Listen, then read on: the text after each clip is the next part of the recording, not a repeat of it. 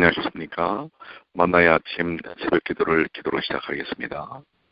하늘에 계시는 사랑이 많으신 아버지 하나님, 감사합니다.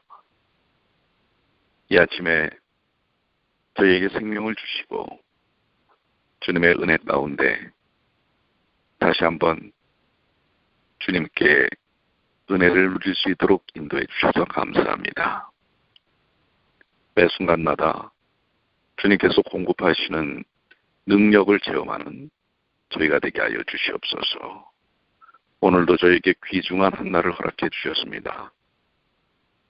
주님께서 저희 각자에게 뜻하시는 삶의 목적을 따라서 살 수 있도록 도와주시고, 또 저에게 베푸신 귀하신 사랑과 은혜를 통해 우리에게도 함께하는 모든 이들에게 나누고 또 사랑의 은혜를 베푸는 귀한 하루가 될 수 있도록 인도해 주시옵소서. 디모데 후서를 통해서 주시는 말씀이 저희의 삶에 새로운 활력이 되게 하시고 또 삶의 길에 등불이 되게 하여 주시옵소서. 우리 주님 예수님의 이름으로 기도드리옵나이다. 아멘. 네, 오늘 우리 함께 나눌 말씀은 디모데 후서입니다. 이제 오늘부터 우리 디모데 후서를 들어가는데요. 디모데후서 1장 1절로 8절까지 있는 말씀입니다. 하나님의 뜻으로 말미암아 그리스도 예수 안에 있는 생명의 약속대로 그리스도 예수의 사도된 바울은 사랑하는 아들 디모데에게 편지하노니 하나님 아버지와 그리스도 예수 우리 주께로부터 은혜와 긍휼과 평강이 내게 있을지어다. 나의 밤낮 간과하는 가운데 쉬지 않고 너를 생각하여 정결한 양심으로 조상적부터 섬겨오는 하나님께 감사하고 내 눈물을 생각하여 너 보기를 원함은 내 기쁨이 가득하게 하려 함이니 이는 내 속에 거짓이 없는 믿음을 생각하리라. 이 믿음은 먼저 내 외조모 로이스와 내 어머니 유니게 속에 있더니 내 속에도 있는 줄을 확실하노라. 그러므로 내가 나의 한 안수함으로 내 속에 있는 하나님의 은사를 다시 불릴 듯 하게 하기 위하여 너로 생각하게 하노니 하나님이 우리에게 주신 것은 두려워하는 마음이 아니요 오직 능력과 사랑과 근신하는 마음이니 그러므로 내가 우리 주의 증거와 또는 주를 위하여 갇힌 자 된 나를 부끄러워하지 말고 오직 하나님의 능력을 쫓아 복음과 함께 고난을 받으라. 디모데후서 1장 1절로 8절까지 있는 말씀입니다. 1절부터 5절까지는 특별히 디모데에 대한 사랑과 문안에 대한 애틋한 정이 담겨져 있는 것을 볼 수가 있고 또 그 이후의 말씀은 목회적 자질을 충분히 발휘하도록 권하고 있는 말씀을 담고 있습니다. 자, 1절부터 2절 하나님의 뜻으로 말미암아 그리스도 예수 안에 있는 이라고 말을 시작하고 있습니다. 바울은 말합니다. 하나님의 뜻으로 말미암아 그리스도 예수 안에 있는 생명의 약속대로 그리스도 예수의 사도된 바울은 사랑하는 아들 디모데에게 편지하여 하노니라고 말씀하고 있습니다. 바울은 자기의 뜻이나 주위 사람의 뜻으로 말미암아서가 아니고 오직 하나님의 뜻으로 말미암아 그리스도 예수의 사도가 되었음을 증거하고 있습니다. 하나님께서는 당신의 뜻대로 당신의 원하시는 자를 일꾼으로 부르시고 세우십니다. 예수님께서도 이 세상에 계실 때 당신의 원하는 자들을 불러 사도로 삼으셨습니다. 그리스도 예수 안에 있는 생명의 약속이라는 말은 복음의 중심 내용을 드러냅니다. 복음은 그리스도 예수 안에 있는 영생의 약속입니다. 바울은 디모데를 사랑하는 아들이라고 불렀지요. 물론 이것은 영적인 의미입니다. 바울은 독신으로 살았고 디모데에게는 육신적 부모가 있었으나 디모데는 영적으로 바울에게 사랑하는 아들과 같았습니다. 이것은 육적인 관계보다 영적인 관계가 더 치밀하고 값진 것을 드러내고 있고요. 바울은 그에게 하나님과 주 예수 그리스도로부터 은혜와 긍휼과 평강이 있기를 기원합니다. 바울의 서신의 초도에서 항상 듣는 이 기원의 말은 의미심장합니다. 깊은 뜻을 갖고 있죠. 우리는 하나님과 예수 그리스도로부터 오는 은혜와 긍휼로 구원을 받았고 또 날마다 성화의 과정을 걷습니다. 또 이 구원의 은혜에 근거하여 하나님께서는 우리에게 마음의 참 평안과 몸의 건강, 또 물질적 환경과 환경적 평안까지 주시는 것입니다. 이러한 귀한 애틋한 마음을 담아 편지를 쓰고 있는 바울 사도의 디모데를 향한 애정이 아주 깊이 서려 있는 것을 볼 수가 있지요. 3절부터 5절 있는 말씀입니다. 나는 밤낮 간구하는 가운데 쉬지 않고 너를 생각하여. 바울이 이렇게 말하고 있습니다. 너를 생각하여 청결한 양심으로 조상 쪽부터 섬겨오는 하나님께 감사하고. 자, 바울은 밤낮 기도하는 중에 항상 디모데를 생각하였고 하나님께 감사하였습니다. 그는 청결한 양심으로 하나님을 섬겨왔습니다. 바울은 디모데의 진실한 눈물을 생각하며 그를 보기를 간절히 원했고 또 그를 봄으로 그의 기쁨이 가득하기를 원했습니다. 디모데의 눈물은 그의 거짓없는 믿음을 증거했습니다. 그는 진실한 믿음의 청년이었습니다. 그의 눈물은 하나님의 구원에 대한 감사의 눈물이며 자신의 부족을 뉘우치는 눈물이며 영혼들을 위한 구령의 눈물이었을 것입니다. 디모데의 진실한 믿음은 가정에서의 신앙교육을 통해서 형성된 것을 볼 수가 있습니다. 그의 외조모 로이스와 그의 어머니 유니게 속에 그런 진실한 믿음이 있었고 그 동일한 믿음이 아들 디모데에게도 전달된 것입니다. 경건한 자녀는 경건한 가정에서 나옵니다. 가정에서의 신앙교육은 매우 중요합니다. 그래서 가정교육이 중요하다는 말을 우리 옛 어른들은 많이 말하고 있었지 않았습니까? 신앙교육 또한 가장 1차적으로 이루어져야 할 것은 가정에서입니다. 사실 우리 젊은이들, 청소년들, 어린이들에 대한 신앙교육의 1차적 책임은 교회가 아니라 가정입니다. 가정에서 영적인 부분에 대한 것을 잘 기초를 닦아야 교회에서 그 아름다운 영적 에디튜드, 성향과 성품을 드러낼 수 있는 것입니다. 그렇기 때문에 우리는 가정에서의 신앙교육에 철저할 필요가 있습니다. 특별히 오늘날처럼 불경건하고 음란한 세대에 경건하고 거룩한 어머니들이 많이 필요합니다. 아무래도 가정교육의 핵심은 어머니가 아니겠는가라고 생각이 됩니다. 그래서 옛날부터 유대인들은 그런 정신적인 체계와 가계 계보에 대한 그 중심점을 아버지보다는 어머니에게 두는 것을 볼 수가 있습니다. 어머니가 정신적, 지주적인 역할을 하기 때문에 그렇습니다. 어머니를 통한 가정교육은 매우 중요하다는 사실, 우리가 다시 한번 이 아침에 생각해 봐야 할 것입니다. 자, 1절부터 5절까지에 나오는 말씀을 좀 정리를 해본다면, 첫째로 우리는 하나님과 예수 그리스도로부터 오는 긍휼과 평안과 은혜를 사모하며 그것을 받아 누리는 삶이 되어야 할 것입니다. 둘째로는 우리도 바울과 디모데 같은 아름다운 동역자 관계, 성도의 관계를 사모하며 이루어 가야 할 것입니다.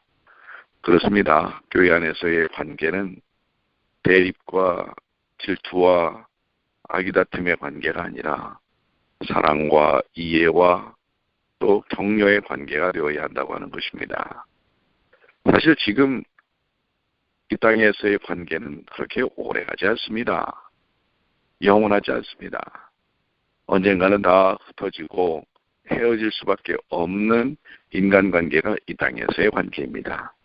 그런데 그 짧은 시간 동안에 이 땅에서 하는 관계를 굳이 불키고 부딪히고 다투면서 할 이유가 없지 않겠습니까? 그래서 서로가 서로를 존중하고 이해하고 그야말로 있을 때 잘해야 할 것입니다. 그 모든 관계는 영원하지 않기 때문에 곧 그런 것들이 다 이제는 흐트러질 때가 오는 것입니다. 그때를 위해서 남은 시간들, 길지 않은 이 땅에서의 우리의 인생의 시간들을 소중하게 또 아름다운 교제를 이루며 사는 것은 그리스도인으로서 마땅한 것이라고 생각이 됩니다. 셋째로 우리는 디모데에게 주신 눈물 있는 진실한 믿음을 사모하며 본받을 필요가 있습니다. 진실된 삶, 진실된 신앙적 믿음 필요하죠. 넷째로는 우리의 가정은 디모데가 자란 가정 같은 경건한 가정이 되기를 소원하고 또 디모데의 어머니와 외할머니를 본받아 자녀들을 바른 말씀으로 양육하는 일이 필요할 것입니다.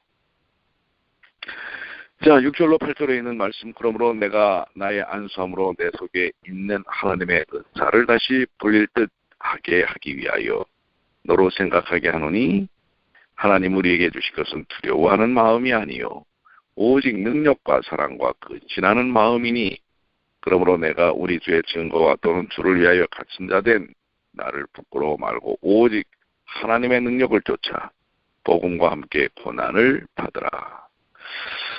사도들의 안수는 특별한 은사를 동반한 것으로 우리가 알 수 있습니다.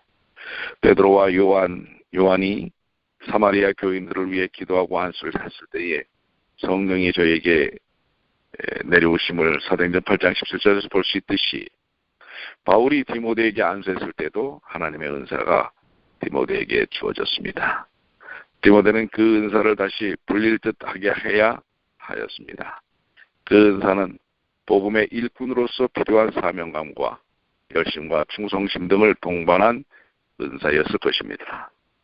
디모데가 자기 속에 있는 하나님의 은사를 다시 불릴 듯하게 하여야 할 이유는 하나님께서 두려워하는 심령을 주지 않으셨고 능력과 사랑과 근신하는 심령을 주셨기 때문입니다. 오늘날도 교회의 직분자들은 주의 일을 함에 있어서 두려워하지 말고 능력과 사랑과 근신하는 심령으로 열심히 해야 할 것입니다. 우리에게 주어진 사명, 우리에게 주어진 목표, 삶의 모든 것들 하나님의 능력과 은혜 속에서 이루어져야 할 것입니다.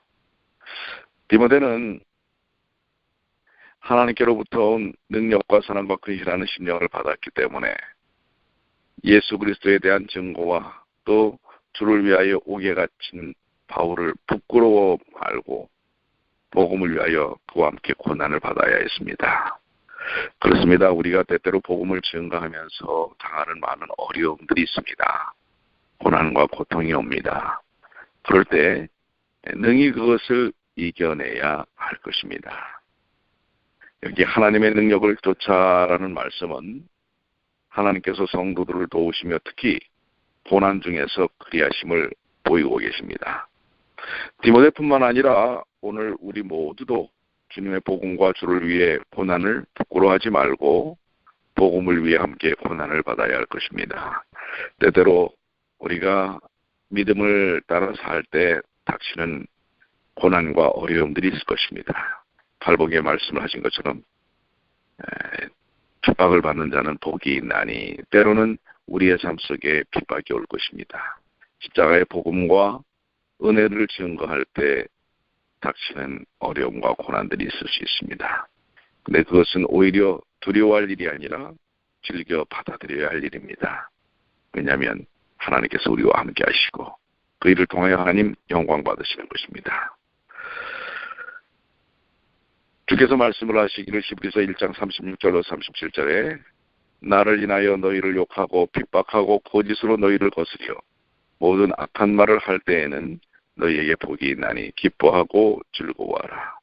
하늘에서 너희의 상이 큼이라. 너희 전에 있던 선지자들을 이같이 핍박하였느니라 라고 마태복음 5장 1절로 12절 가운데 말씀하셨고요. 또 성경 역사상 믿음의 선진들은 많은 고난을 받았다고 하는 사실을 히브리서 1장에서 언급하고 있습니다. 그렇습니다. 믿음의 삶은 때로는 고난과 곤고함이 있을 수 있습니다. 어려움이 닥칠 수도 있습니다. 그렇지만 우리에게 주어진 복음의 은혜가 너무나 크기 때문에 우리는 두려움 없이 능히 그것을 이겨내고 견뎌낼 수 있는 것입니다. 오늘 우리 디모데후서 1장 1절에서부터 8절에 주신 말씀처럼 그 주신 은혜의 말씀을 통해 오늘도 세상 가운데 승리하는 삶을 사시게 되길 바랍니다. 다시 한번 여기 있는 말씀을 7절과 8절에 있는 말씀, 하나님이 우리에게 주신 것은 두려워하는 마음이 아니요 오직 능력과 사랑과 근신하는 마음이니 그러므로 내가 우리 주의 증거와 또는 주를 위하여 갇힌 자 된 나를 부끄러워 말고 오직 하나님의 능력을 쫓아 복음과 함께 고난을 받으라. 오늘도 여러분들 하나님의 능력을 쫓아 하나님의 말씀과 함께 고난을 이겨내십시오. 그리스도인의 삶 속에서 고난이 없지 않습니다. 이해 못하는 주변의 사람들, 특히 가족들 가운데서 우리의 신앙을 이해하지 못하는 사람들도 있을 수 있습니다.